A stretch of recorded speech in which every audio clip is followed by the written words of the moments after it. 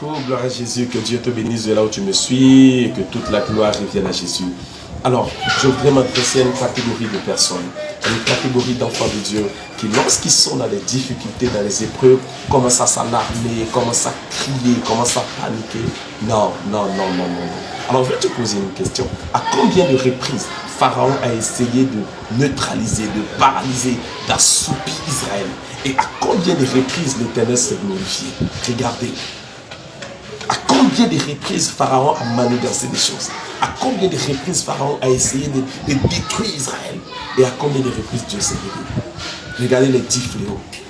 Regardez le nombre de fois où Pharaon s'est levé.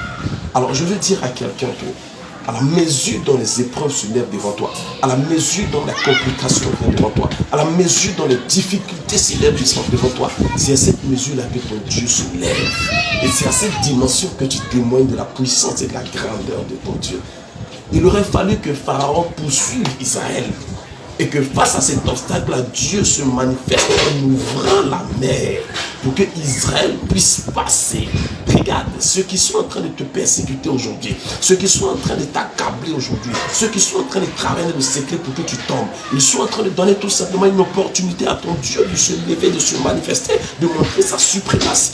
C'est pourquoi vous allez regarder dans Romains 5, à partir du verset 3, la Bible va dire ceci. La Bible va dire tout simplement, bien plus, nous nous glorifions bien même des afflictions, car les afflictions vont provoquer la persévérance. La persévérance va produire la victoire, et la victoire va produire l'espérance. Voici le parcours de la réussite. Voici le parcours de la victoire. Voici le parcours du triomphe. Alors, à compter de ce soir, quand tu entends ma voix, à compter de l'heure à laquelle tu me reçois, quand tu entends ma voix, laisse-moi te dire tout simplement que lorsque tu vois une affliction devant toi, ça c'est un sujet de tristesse, un sujet qui doit te faire pleurer.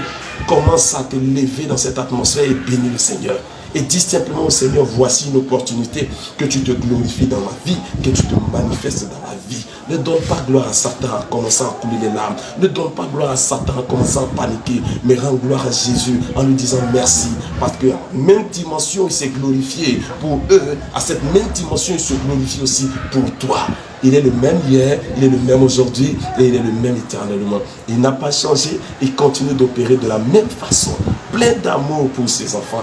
Et c'est pourquoi il a dit quand nous prions que nous disions notre Père. Cela sous-entend que par adoption et par grâce, il a voulu que nous soyons des enfants. Et si un bon père n'abandonne pas son enfant, quelle que soit la difficulté, quel que soit l'obstacle dans lequel cet enfant-là se trouve, Dieu ne t'abandonnera pas. En fait, cette difficulté est l'opportunité que ton Dieu a de se glorifier.